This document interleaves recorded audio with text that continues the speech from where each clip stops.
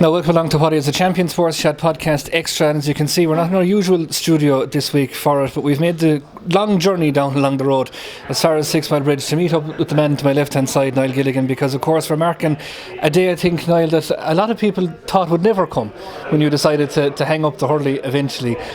So we're here in Gilly's Bar. We'll talk more about that in just a second. But firstly, it's a week out now since you made that decision. Have you reconciled yourself with it much?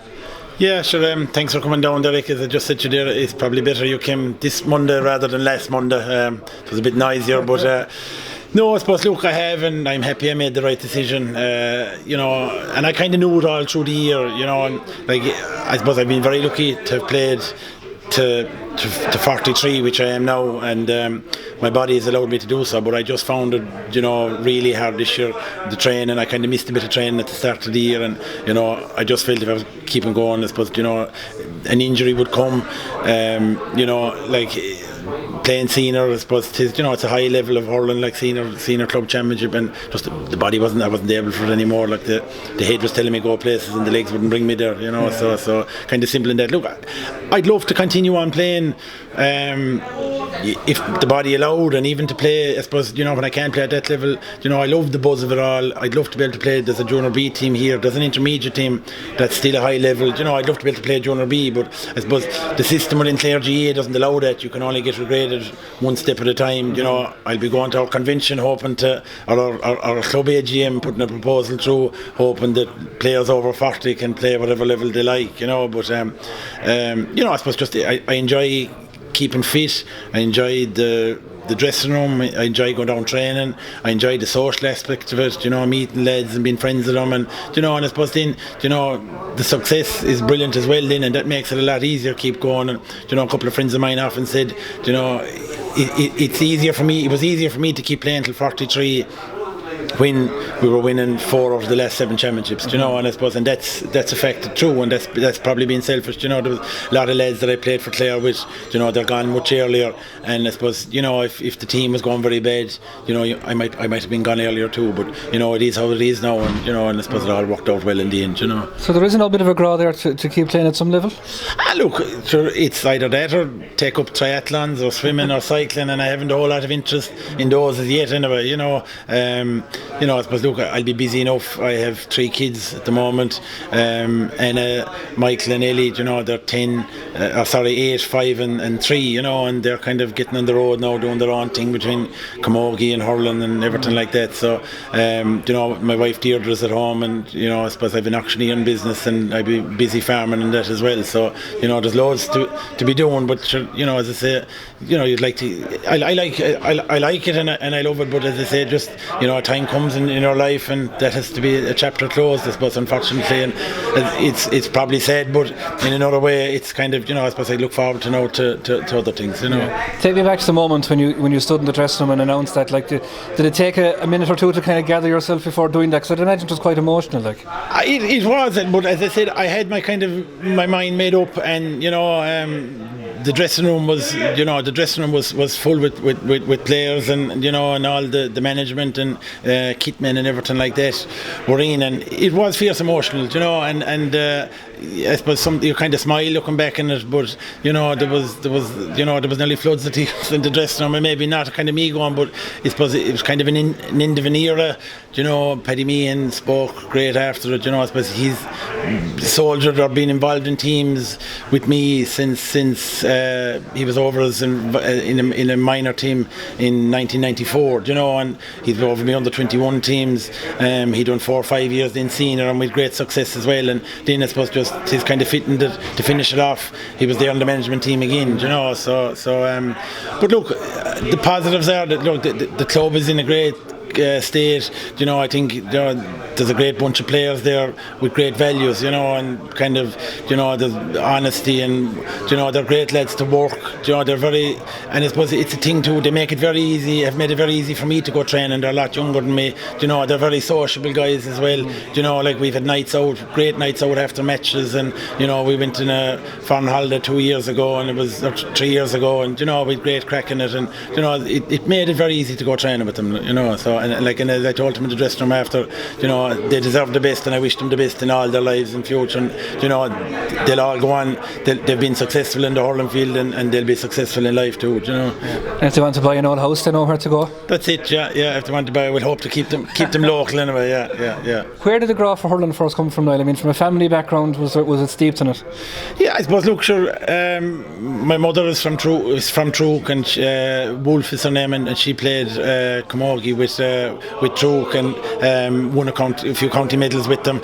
And my father always had interest in hurling. He played up to minor with 6 Mile Bridge, and he used to always bring me off to the senior club games at the time, and they seemed kind of bigger in the time. Like, my memory is going, I suppose, more so going to Tulla, having the roast dinner at home, my mother would cook, and then heading off with my father over to the matches on a Sunday afternoon, double headers over in Tulla, and the cars parked back to the cross in Kilkishen, and you're going on with your hurley, and you'd be playing pucking around at half time. You'd meet the Hollands out at the Forge and lads like that, and you'd be pucking around at half time and full time, and then to be half time again in the match again, and all that kind of thing. And I suppose going to Clare matches, and then went on to say national school in Kilmurray, and Joe Brady arrived in when I was in first class, and I thought it was fantastic. There was 2 women teachers there at the time, and they'd no interest in hurling, and he really brought hurling into Kilmurray school.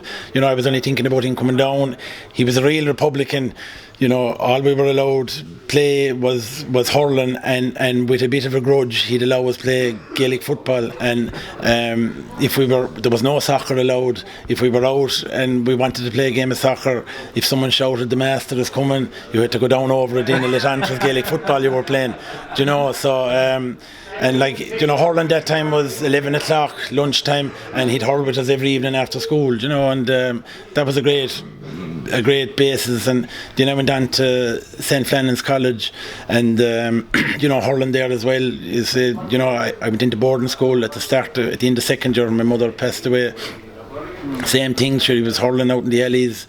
They often said playing the day boys maybe for 20 cents, for your lunch. But growing up, I suppose, until I went, and then when I went on to DIT in Dublin in Bolton Street, we lived next door to a ball alley in the criminal courts, and you'd be there as well, poking around with Peter Casey from Listonvarna and lads like that, and lads we lived it, and going out training in the evening. But looking back, the hurley was probably from 4 years of age to 23 or 4 years of age. The hurley would be in your hand maybe 30-40 hours a week. So and it was at the end of the day practice, but it wasn't a chore. You were doing it. It was just pure enjoyment. And meeting lads and going training and everything that went with it. And I suppose one thing now that a lot of people talk about is that's kind of strange statistic, I guess, in terms of how you made your club and county breakthrough, and maybe the order of that.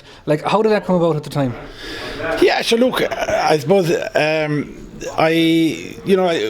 Growing up along, I suppose, I would I was a sub in the Clare under 14 Torry Forrestal team that we won in All Ireland. David Hoy and David Ford, I suppose, were 2 lads that played for the county after that were on that team. And whether it was my mother died, as I say, when I was 15 years of age, and whether that affected me a bit or whatever, I didn't develop as a hurler then for a couple of years, and when I got to 18 years of age, then I suppose I kind of kicked on a bit and moved on a bit, I made the Clare under 21 team then. I never played county minor, and I had a good run with Clare 21 teams, and I suppose 6 Mile Bridge had a good senior team at the time. I often said maybe I should have been playing come the end of it, but look, the end of the day 6 Mile Bridge won the All Ireland club, and it was a hard team to get on, and I had a good run then that following summer, and I got injured in for the club at the end of that, so I missed that senior championship campaign, and 97 then I made the Clare team after that. We were only talking about that in the podcast last week, Niall, that it's one thing playing in your first All Ireland final, but I mean doing it as you did against as he was described, an absolute bull of a cornerback in the likes of Paul Shelley.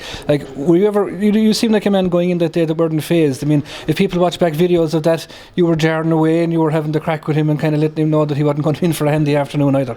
Yeah, sure. Look, I don't know whatever. Like I suppose I always had good self-belief in myself, and I suppose to try and get the job done, I suppose, so to speak. And I suppose any inter-county player, any player goes out there, they have that quality. So I suppose and then with Ger Loughnane, the psychologist that he was, I suppose, pumping you up and trying to keep you on the edge, that was no hindrance either. Yeah. Like just as you mentioned, Ger, obviously you worked under him for a long number of years, and people say kind of almost like the men here in the bridge, Father Harry before him, that there were men that were ahead of their time. And I suppose when you're looking back on it now, it's kind of evident that they were. Yeah, it is true. And I suppose when you look back, he was a great. Ger Loughnane used to do the trainings that time. When you were a manager, there was no coaches or strength and conditioning. Ger Loughnane was the hurling coach, and Mike Mack was the strength and conditioning, and Tony Considine would be going around keeping lads on their toes, so to speak. But he was I often said to give Ger Loughnane a bag of balls and 30 players, and you'd have a humdinger of a training session. That has all kind of changed now, and it's scarce when you move back. I often kind of say to lads, like the ladders came in maybe then after in the late 2000s, and then I suppose it was more strength and conditioning as times moved on, and that is all developed over time. I suppose to the place it's at now, and in 10 years' time there's going to be something else. Has it changed for the better, do you think? 100% changed for the better. At the end of the day, the basic principles are the exact same, I suppose, about trying to give space for your inside forwards. And like I listen to people talking now or doing interviews, inter-county managers especially, and you think they've invented the wheel, but James O'Connor used to be in the dressing room with us in the 90s playing awfully, saying that our half forward line have to keep out, and we give cover to our backs, and that's the exact same as it is today. And I suppose what has changed is just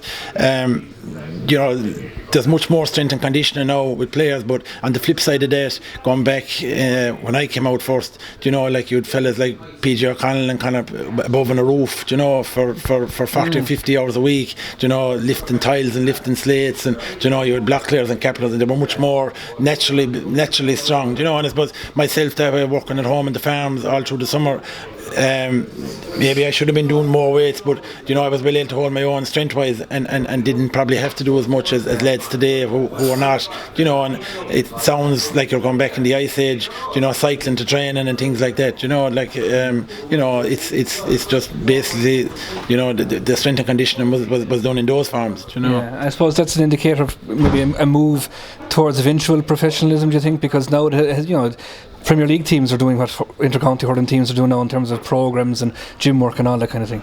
Yeah, look, I can never see it going professional. I suppose I think it's at a stage, where the inter-county management looking from the outside in, the fun seems to have gone out of it, and I think lads have gone over the top. I know the way we have trained in 6 Mile Bridge for the last, starting from say John O'Mara's regime on, there's lads are great. They'll go to the gym in their own now, and I just think that the training can be overdone, and what's burning out a lot of players now is just the meetings being so long, and there's they're not allowed even out for maybe one night out in the whole year. Whereas if you're looking at Munster rugby teams and that, I think there's more balance in it. The more professional that gets, and I suppose that's an area where inter-county management now are going to have to look at. You have to keep the enjoyment in it, but it has to be professional at the same time. And I think the signs on, if you look at the crop of talent that from the 4 and the 21 All Irelands at Clare, a lot of them have retired too soon, and the reason it's not their fault, it was they just weren't enjoying it, and that's why they got out of it. I mean, and if you take that on a bit further, like it sounds like there is a need then for urgent change, because if an inter-county lifespan is coming back to 6-7 years, whereas it should be 10, 11, 12 as it was before, that's kind of hitting a crisis point then. It is, but I suppose it's one area that has to be looked at. The manager comes in and he's getting his 2 or 3 years, and he's going to flake the horse as hard as he can, and doesn't care what happens after. I think that it has to be, there has to be overview from a so-called director of hurling or whatever it is, and within your county, and maybe higher within the GAA, because at the end of the day,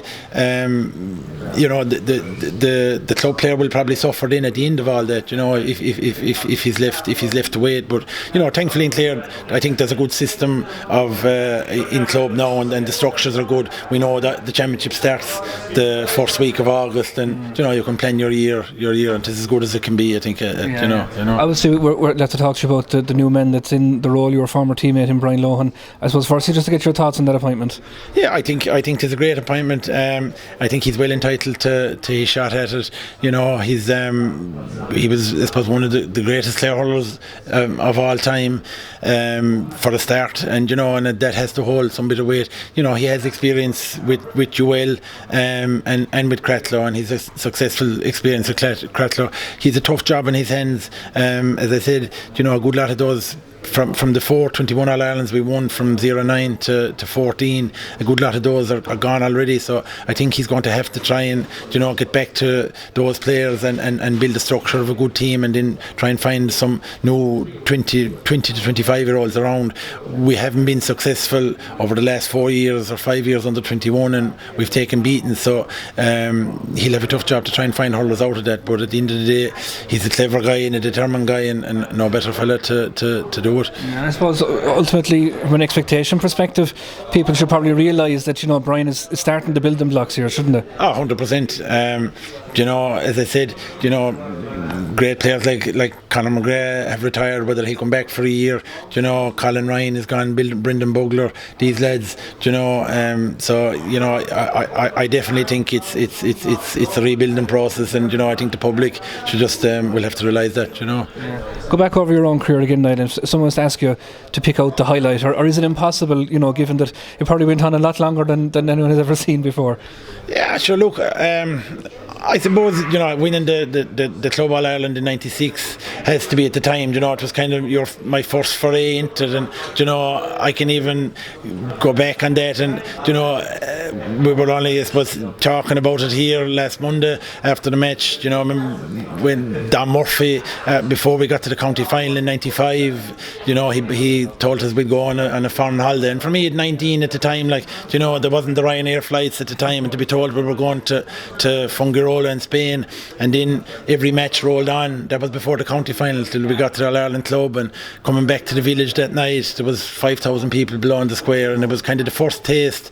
It was a bit after 95, and you were kind of carried on all that buzz of a thing, and it was just unbelievable. And I suppose then it kind of rolled on from that to the '97 All Ireland, and so they were great moments, and to be part of that Clare set up, and to have, say, at home, the excitement around at home, the house, like say your father heading out maybe to the signs up around Ross Row, Pat Meehan, my neighbour, sticking up signs and trees it was mayhem at the time, and when you think back, and all the Colin Lynch saga, and Marty Morrissey, and I suppose everything that went with it, it was great times, and people's summers those times revolved around supporter summers, even not the mind players, revolved around going to Clare matches, and when they would take their holidays not to miss the trip to Dublin, and I suppose then we won the Munster Club again in 2000, and that was kind of the end of that spell for me from I suppose 96 to then, and it was looking like I wouldn't win anymore, and then I suppose in 2013 we won the county final again, and that was fierce enjoyable as well, because I suppose I was retired from Clare hurling at the time. I was 37 years of age, and I thought that was that, and and then I suppose it's the bank of these 4 championships then have been fierce enjoyable as well, so. And I suppose a memorable moment as well that people will know is that 2013 All-Ireland final commentary with himself and Sil O'Connor up in Croke Park, and I guess it would have been extra special for you because you would have soldiered through the noughties with Clare, and there were tough times. I think everybody will admit that. I know there was a couple of high points in there in 02 and it was at 04 and 05 at the Cork semi-final around then, but for that release and for you to be above in the stand and being able to roar down the mic at it must have been a big moment. Yeah, it was. It looked like that. It was great to be part of that too, as you said, above it yourself and Sil that day, but I suppose even outside of that, the excitement of that match alone was huge, but it was great, and I suppose that was 16 years after '97, and I think it's most Clare people, that's if Clare American kind of aim to win in All Ireland every 15 to 20 years, I suppose it's, for the county of our size, that should be, and it was great to be there. It was. Yeah. Would you be confident that, with Brian in now and hopefully things starting to build again, that we can see more days like that? Yeah, look, as I said, there is big work to be done, and we need to get back on the horse at minor and under 21,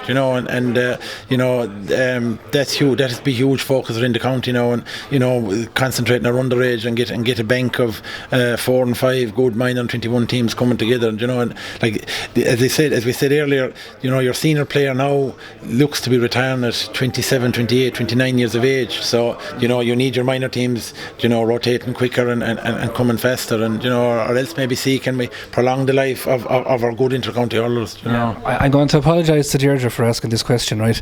But is there any old grad there for management? Look, there would be, but as I say, definitely it'll take 12 months away from it anyway, and just take stock. But look, I have been involved with. I was manager of our under 21 here team for a number of years, and I suppose that's the same bunch of lads that were on the seniors now, and we had a bit of success with it. But the 21, I suppose, manager, it's a short in club, it's a shorter year. But I enjoyed it too. Really, I did. You've obviously outside of hurling, Niall. I mean, people will know that. Well, first of all, the Transit van is going to make a few more appearances, is it? Yeah, look, it was well able to make an appearance when I was hurling as well. So look, we'll see, take it day by day. What is the life outside of hurling? I know you're big into the horse racing as well, and obviously you've got the farm to keep going and the auctioneer, and so I mean you're kept going. Yeah, sure. As I said, look, I've a wife and 3 kids at home, and I suppose that is my first priority now. And it's they change your life. As yourself when you have them, and I love them to bits. And they provide great excitement. But as I say, yeah, look, I'm very busy with Christine works with me in the auctioneering practice over, and I'm busy farming and that as well. So I suppose that takes up the bulk of it, and go to an odd race meeting and that with a few lads, once or twice a year, and that'll be, or maybe into a rugby match now and then. That'll be the size of it. And just finally to finish up on what is a very positive point. Obviously, I know we spoke on the phone and you mentioned this.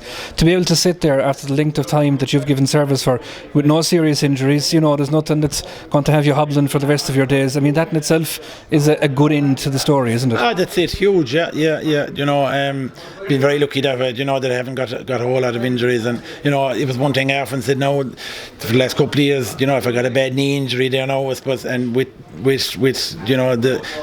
do the practical things like bringing the kids out to school, it would be very awkward. But I suppose you just sit there, and I said it in the dressing room the other day, like, to say the service I have given is often wrong. I suppose, look,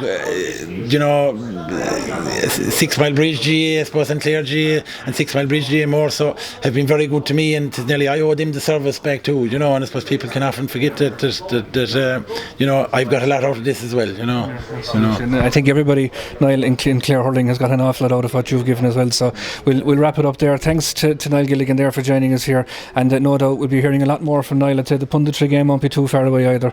We can't have that much knowledge inside in that head without getting it out. Thanks to everybody watching here, and to Sean and all the crew as well in the background. More of this in the paper as well during the week, and the podcast to come next week. We'll talk to you then.